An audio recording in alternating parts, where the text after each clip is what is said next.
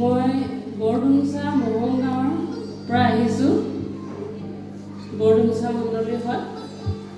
মোৰ সাক্ষ্য আছিলে মই মানে প্ৰথমতে কি বুলি কয় ঈশ্বৰক কেনেকৈ বিচাৰি ফুৰিছিলোঁ বহুত দিনৰ পৰা।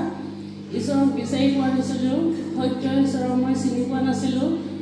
তেনেকুৱাকৈ বহুত ধৰ্ম কিতাপ কিবা কিবি সেইবোৰ মই যি পাইছিলোঁ তাকে পঢ়ি আছিলোঁ। আগতে বহুত পঢ়িছিলোঁ কিন্তু মই একো বুজি পোৱা নাছিলোঁ।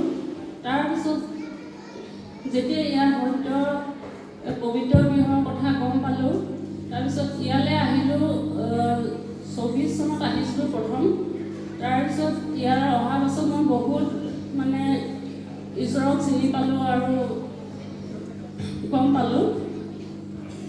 সেইটোৱে আছিলে মোৰ সাক্ষ্য।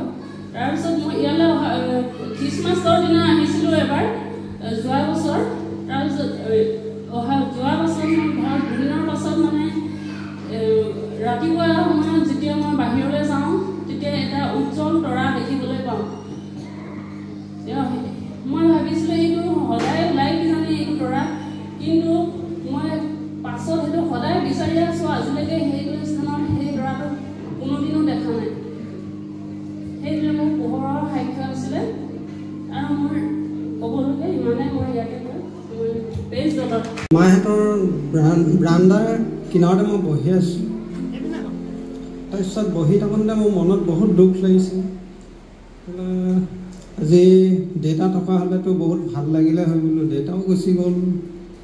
তাৰপিছত এনেকৈ বহি থাকোঁতে তাৰপিছত ঠিক কাণত আহি মানে এনেকৈ কিবা কথা এটা কোৱা নিচিনা লাগিলে। তাৰপিছত এনেকৈ কওঁতে মোৰ গাত অকস্মাতে মানে পোহৰ এটা আহি টাচ কৰিছে মানে মোক। তাৰপিছত মইতো কি পোহৰ, এইটো লাইট জ্বলি আছে নেকি, এনেকৈ ঘূৰি চাইছোঁ, লাইট চাইট নাই জ্বলা। তাৰপিছত মূৰৰ ওপৰফালে চাইছোঁ, তাৰপিছত মইতো একো দেখা নাই। তাৰপিছত এনেকৈ কৰোঁতে তাৰপিছত মই নাই, এইটো বেলেগ বস্তু হয়। তাৰপিছত মোবাইলটো উলিয়াই কেনে এনেকৈ চেলফি লৈ মাৰিছোঁ।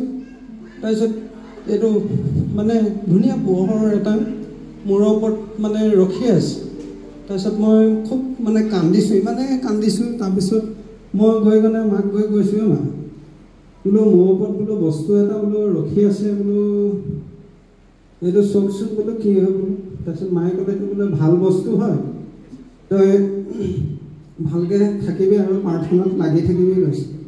তাৰপিছত মই মানুহজনীক আহি ক'লোঁ, মোৰ বস্তু এটা দেখিছোঁ বোলো এইটো।